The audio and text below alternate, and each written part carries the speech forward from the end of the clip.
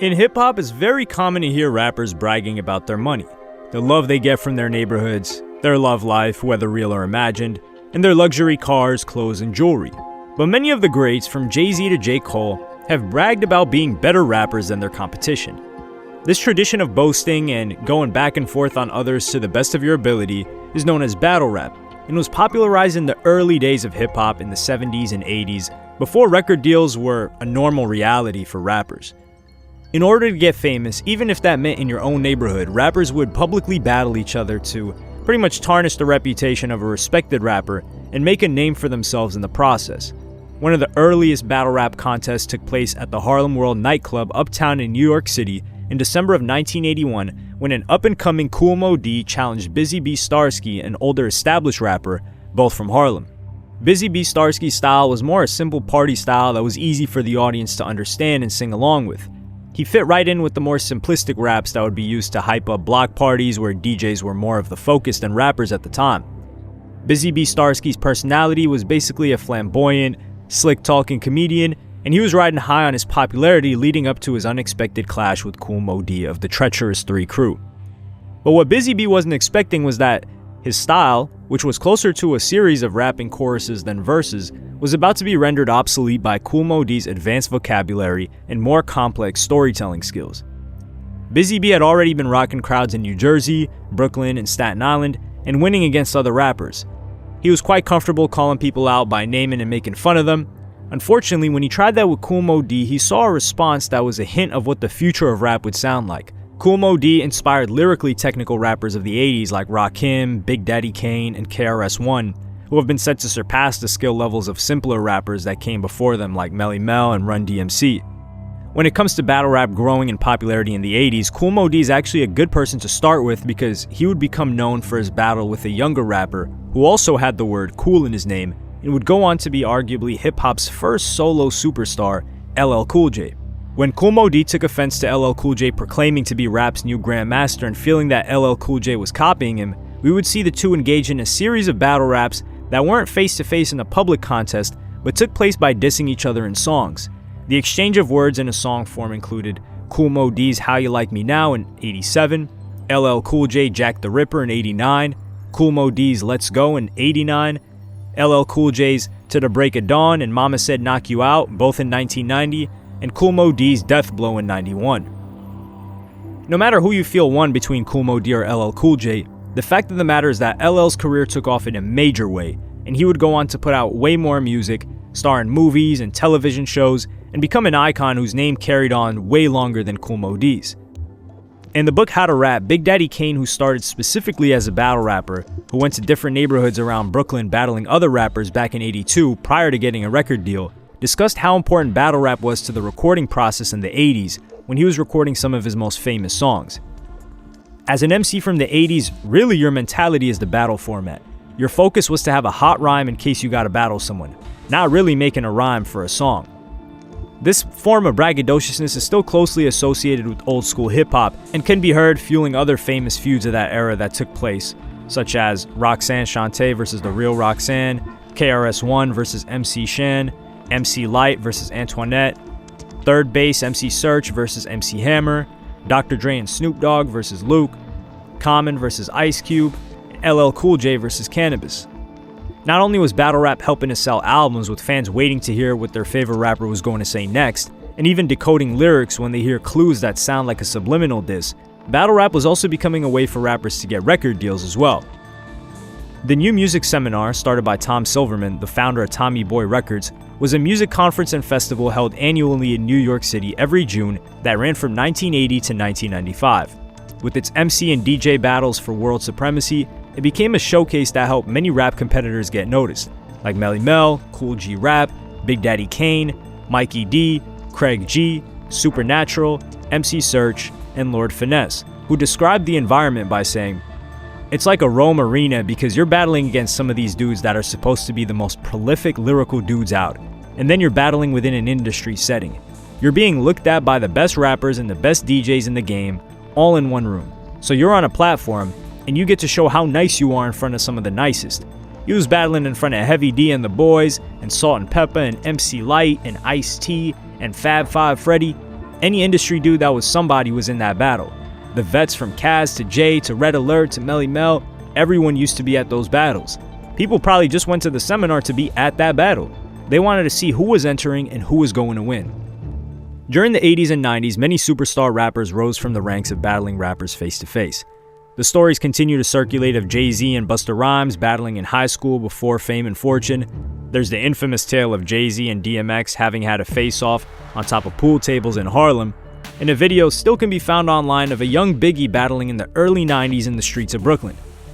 So it wasn't just the rappers with record deals taking shots at each other on songs, but unfortunately in the 90s, hip-hop had a few horrible wake-up calls when rappers who were going to war with each other began to see these wars become physical and even deadly.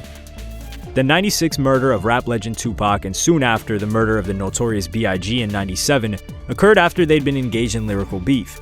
Their deaths were largely unsolved, other than Tupac, which kind of now has come to be solved, although nobody's doing a prison sentence for it yet. And they were promoted in the media at the time as part of the East-West Coast feud when the gangster rap Death Row Records and the mafioso image of groups like Mobb Deep, Wu-Tang Clan, Nas, Biggie, and most definitely Puffy's crew Bad Boy on the East Coast were dominating hip-hop. Tupac hit Big with his diss record Hit 'Em Up, and Big had Who Shot Ya, but unfortunately the tough talk didn't end in the studio. It escalated and led to the loss of their lives. After the death of Pac and Big, there was an even bigger push to step away from diss records and make catchy party songs like Diddy, who was winning over at Bad Boy Records, and it was as if battle rap in the music industry died right with Pac and Big, with other tensions arising when Snoop and the Dogg Pound had issues with Queens rappers like Capone and Noriega for Snoop kicking New York City buildings in a music video. After the death of Big and Pac and the Bad Boy Records influenced shiny suit era of party music with recognizable 80s pop samples, there was one more major rap battle that would really shake things up: Nas versus Jay-Z. Those two were the East Coast Titans at the time, as Big's live-in peers who both seemed poised to fill in the throne of the King of New York that the deceased Biggie had left in his absence. Seemingly coming out of nowhere, the beef appeared to have started when Jay-Z was recording his debut album, Reasonable Doubt, and Jay reportedly asked Nas to feature on the song, and Nas ended up being a no-show. When Reasonable Doubt dropped on June 25, 1996, there was no Nas feature, but there was a Nas sample on Jay-Z's song Dead Presidents 2, with a piece of Nas lyrics from the 94 song The World Is Yours. This set the stage for egos to flare up with subtle jabs that listeners may not have been aware of that were going on between the two. Jay-Z really kicked this into action in 2001 at the Hot 97 Summer Jam. Jay took shots at Nas in a freestyle live on stage that would later be used on Jay's song Takeover, which also dissed Prodigy from Mobb Deep. In the song, Jay-Z references earlier Nas sample. So yeah, I sampled your voice, you was using it wrong, you made it a hot line, I made it a hot song. That may have been the tamest thing Jay said about Nas on Takeover. Soon after that performance, Jay-Z released the song as a track produced by Kanye West on the album The Blueprint in 2001. And this was at a time when Nas's career was kind of in need of a jumpstart after a few criticized albums didn't really live up to expectations. When Nas blasted Jay back with the scathing diss record Ether, getting into everything from Jay's treatment of women and accusing Jay of selling out, saying he traded his soul for riches, this opened the door for an onslaught of Jay and Nas disses on radio shows and mixtapes, and the one that seemed to backfire on Jay was his song Super Ugly. This is when Jay allegedly bragged about getting into certain activities with Nas's ex and baby mother Carmen, even with lines detailing leaving a used condom in the baby seat. Jay's mother, Gloria, thought her son took it too far and suggested that he should apologize, and he went onto the New York City radio station and said, "Mom put it in a call and said they went too far, and she's never ever called me about music." So I was like, okay, I'll go shut it down. Once again, I apologize. He said, "I felt like I didn't think about women's feelings or Nas' former girlfriend's feelings or even my mom. It was really like, let me meet your level of disrespect with this level of disrespect." And just like that, the Jay-Z-Nas beef simmered down, along with battle rapping being as viable. There was also the 50 Cent beefs, which we'll get into in a second. There was already a divide in the rap industry between quote-unquote backpack rappers from the underground who were stereotyped as only caring about who had the best lyrics and assumed to be incapable of making catchy songs with choruses. The media seemed to pit backpack rappers against commercial rappers that had hit songs and marketing dollars behind them, but were looked at as too simplistic and lacked enough talent and substance to be taken seriously. The line in the sand was drawn, and record labels in the 2000s preferred the street cred and controversy that they could sell from the likes of 50 Cent's G-Unit and Cameron's Dipset and Beanie Siegel's State Property Crew. Battle rap went more underground. In fact, to be labeled a battle rapper in the 2000s was like a code name for someone unable to make a popular album. While battle rappers ran into roadblocks when they tried to get on the radio or get signed to record labels, they started to gravitate towards outlets and platforms that were designed specifically to showcase the art of battle rap outside of the song recording side of rap. Many of the rappers that have aged well enough to still have a lucrative career have proven themselves in not just street battles but also organized battle competitions in the 90s and 2000s, like the Rap Olympics, which was started by music industry insider Wendy Day, that were springing up, and like the MC and DJ event called Scribble Jam in Cincinnati. In 1996, there was a legendary Scribble Jam battle with the Chicago rapper called Juice going up against a still unknown version of Eminem. Instrumentals were played, and a chubbier young Eminem ran through 5 rounds of instrumentals, but in the end, M lost to Juice by a small margin. The complexity of M's rhyme schemes still managed to get the attention of Sway, who invited Eminem to freestyle on his California Wake Up show before Sway was widely known as the famous hip-hop interviewer and radio host that we know him today. Eminem also earned his record deal with Dre's Aftermath due to the hype he was able to generate on that battle circuit. In fact, when Eminem was signed by Dre, he became an interesting inspiration to up-and-coming artists because he blurred the line between underground, battle rappers, and commercially viable rappers. The release of Eminem's movie 8 Mile, the 2002 film starring himself as a battle rapper in Detroit, opened at number 1 in movie theaters, taking in $50 million in its first week and over $200 million overall.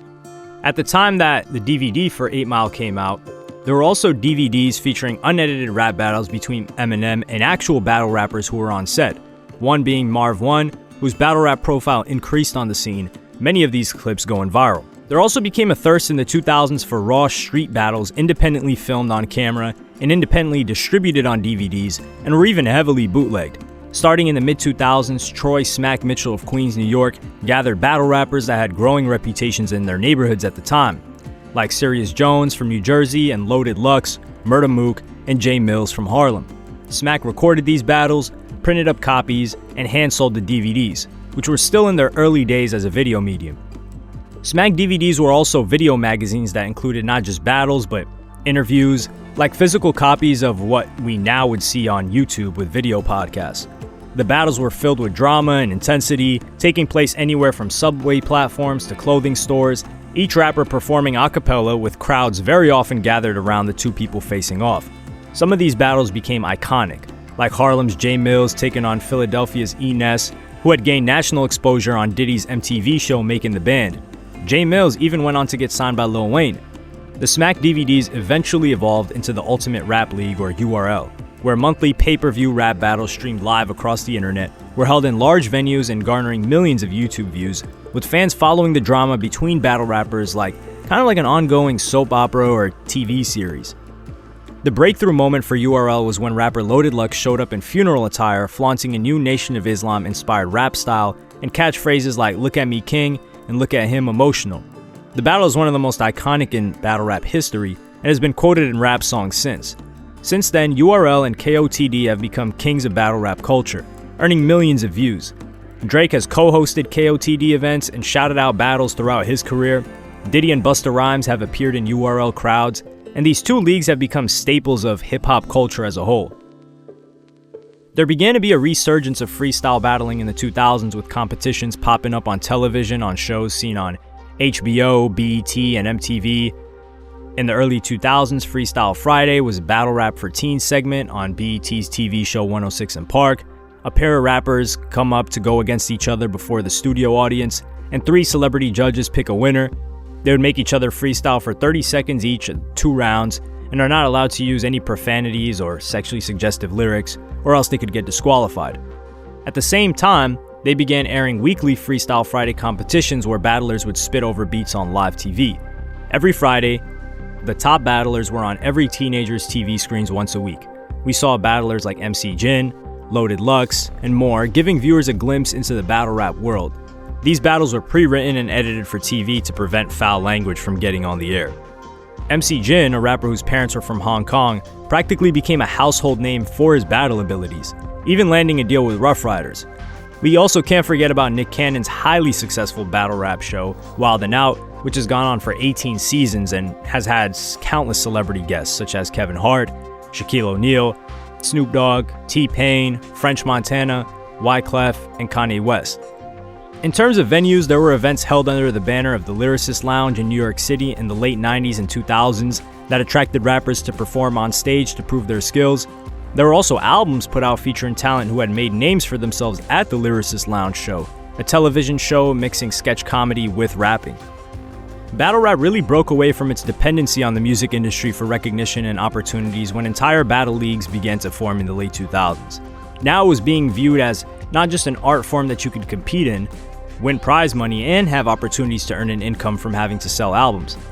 Fight Club was one of the earliest battle rap leagues and was significant in that it was aired on television, appearing on MTV2 in 2006, with many of the original rappers becoming legendary in battle rap circles like Jin, Arsenal, and Hollow Da Don.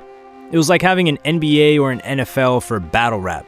Battle rap leagues like Jump Off TV's World Rap Championships in 2006, King of the Dot, and Don't Flop started in 2008, and Ultimate Rap League in 2009, and Canada's cultural capital, city of Toronto, the King of the Dot, Travis Fleetwood, aka Organic, built his own reputation as one of Canada's top battle rappers after earning 4 wins at the Toronto-based freestyle competition, proud to be a battle MC.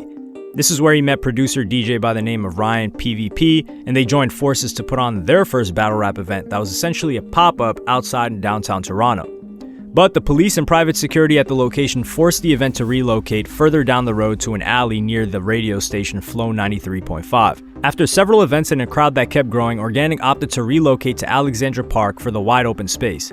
As the production value grew, they attracted local celebrity guest judges, and many years later, King of the Dot has grown to be one of the most popular battle rap leagues in the world. Queen of the Ring became the first all-female rap battle league in 2010 and attracted talent from other leagues like Misled and Driz Mommy. As Queen of the Ring attracted an avid fan base, it's become among the top-tier battle rap leagues along with big names like Versus Battle, URL, and others we've named previously. Don't Flop is a popular rap battle league founded in 2008 in the UK.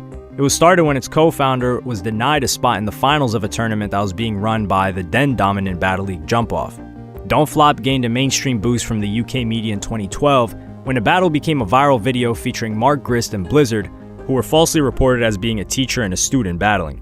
Former Don't Flop performers and staff members pulled away to form King of the Ronalds when Don't Flop started pushing towards having more sanitized versions of their battles and were getting sponsorship from Foot Locker. King of the Ronalds was much rawer, using videos of intense physical fights between battlers, which is understandably something other leagues didn't want to embrace. Flip Top, the Filipino rap battle league, is the holder of this title, and it's become among the biggest battle rap leagues in the world with billions of online views.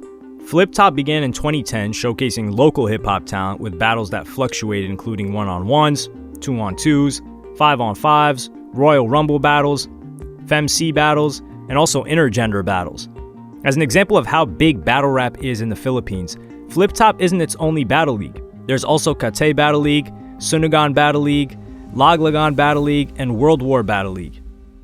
As the 2010s and 2020s have gone on, battle rap and conflict between rappers has been rumored to be often staged by labels in order to cash in on beef. In fact, both Cupcake and Lady LeSure are rappers that have claimed that Atlantic Records offered them $250,000 to start a feud with Nicki Minaj, which they both decided to do. With Cardi B also being signed to Atlantic, it's also been assumed that her beef with Nicki Minaj may have also been staged for a cash grab of watching them claw at each other, which I'm less inclined to believe. With battle rappers having a career based around battling, and it falling to the wayside and not really mainstream anymore, it's more like a verbal version of being a boxer or wrestler. Battle rap is practically its own genre within the genre of rap now, although they were kind of one and the same in the beginning. Aside from winning money and gaining industry connections from battling, there are some that have transitioned out of the lyrical sport, like Math Hoffa, once known as really good battle rapper, and built up his own lucrative podcast called Math Hoffa's Expert Opinion, known for its interviews from an insider hip-hop perspective, whose episodes have already had plenty of famous rappers like Fat Joe, Q-Tip, Joe Budden, and 21 Savage. Battle rap has continued to find new life somehow, even when many people thought it was dead. Most general rap fans today probably don't even think about it as a medium. We've also had rappers that have transitioned from battling like Meek Mill, in the late 2000s to having successful rap careers and abandoning it entirely.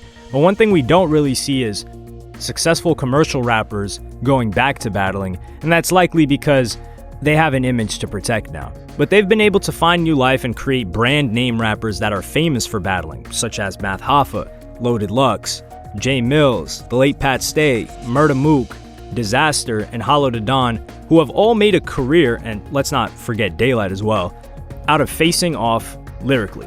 And let's not also forget Cassidy, who was kind of in and out, who's been able to bounce between the industry as an artist, once signed to Swizz Beatz with hit songs, to coming at rappers for big money prizes. Now that battle rap has really found new life again in the many battle leagues all over the world, the hope that it stays as a sport with huge platforms for talent to get maximum exposure and doesn't lead to physical violence or the types of death that made rappers distance themselves from rap battles in the past is a beautiful thing to see.